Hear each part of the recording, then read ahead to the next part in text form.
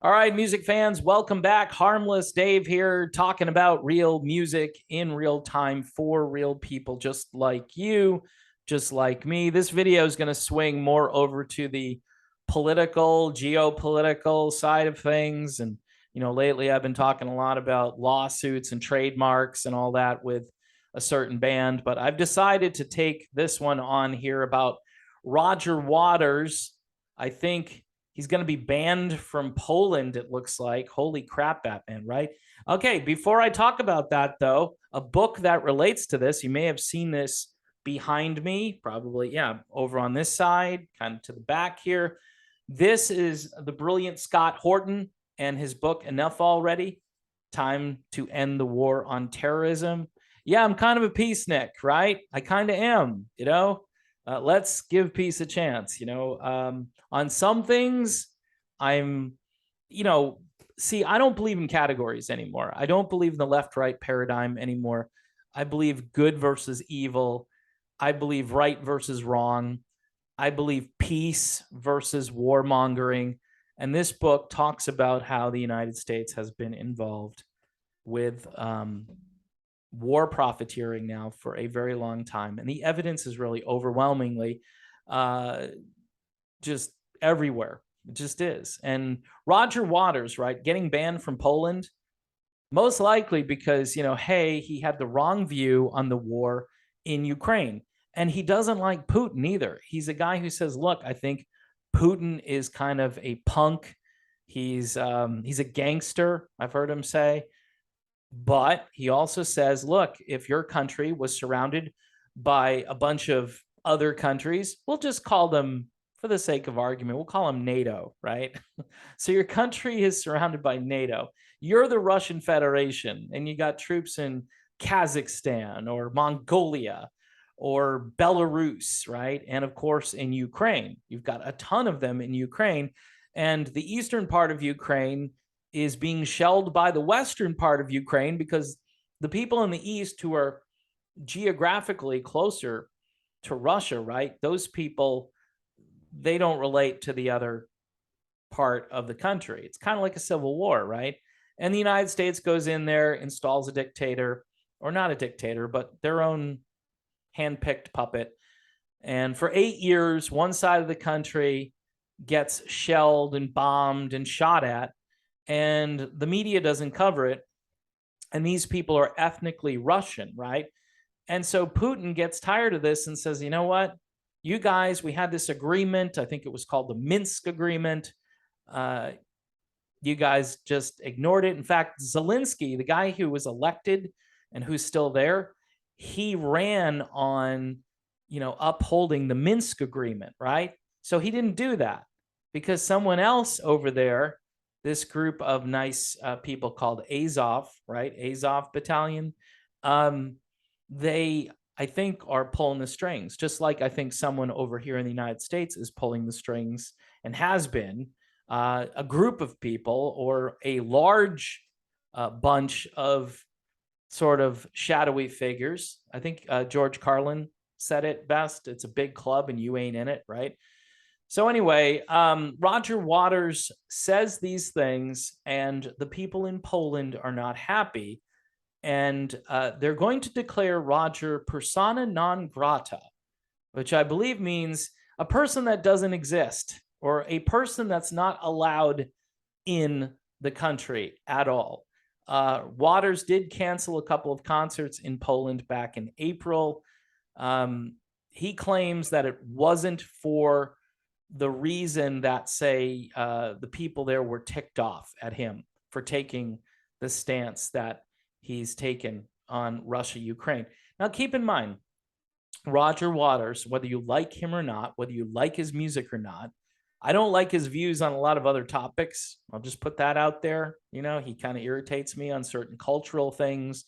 I'll give you an example. There are people out there with mental health problems. And rather than getting the help that they need, Roger Waters would encourage those people to continue on in their delusion. And he would call that some sort of equal rights or special rights or kind of reinforcing some really destructive behavior. He would say that's fine. By the way, that's where he agrees with most of the narrative that's out there. So they don't attack him on that.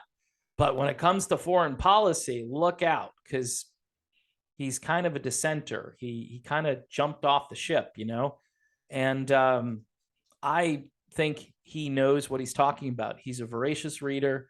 He's been studying this stuff for so long, and obviously within the music of Pink Floyd, this stuff shows up all over the place, and even more so in Roger's solo material. Now, I know a lot of people don't like Roger Waters as a musician, or they're just not into his solo music. They may have liked The Wall or Dark Side of the Moon or Wish You Were Here or Animals. Maybe you prefer the David Gilmour version of the band, like Division Bell, right? A Momentary Lapse of Reason. That was a big album for a lot of people. But I think Pink Floyd in general has always been really political. And even though I get a little bit weirded out by the overt political nature of a show, Roger Waters gives you a warning beforehand. He says, you know what, if you don't like this, you should just belly up to the bar and leave the rest of us alone. Of course, I'm censoring what he really says, but hey, he's 78 years old. You're not going to teach an old dog new tricks, especially if he knows all the old tricks really well. And he's one of the few surviving, shall we say, liberals from the past, the progressives from the past, the liberals, classical liberal, I guess you might call it. He's one of those. And he's obviously all on his own, because the people on that side of the equation don't see eye to eye with any of his views. It's more the libertarian types. It's a few of the new America First types who are looking at the world and saying, just from a financial standpoint, why did we just send billions of dollars to Ukraine? Why are we pledging unending support, which means weapons, money, and eventually it's going to mean soldiers, and Putin now talking about mobilization, because it's hard to fight the entire world off, because that's essentially what's up against him, other than India and China, who are remaining pro-Russia, but kind of neutral. It's not like they're going to send money and weapons to Russia. And this is all, of course, adding to the whole global economic collapse. People in Eastern Europe, they're not going to be able to heat their homes and have enough food possibly this winter. Things are pretty scary. And I think we need to hear people like Roger Waters, because he obviously knows what he's talking about. And even if you disagree, he should be able to play a concert in Poland, and he should be able to speak his mind. He went on CNN, and obviously he said some things that they didn't like.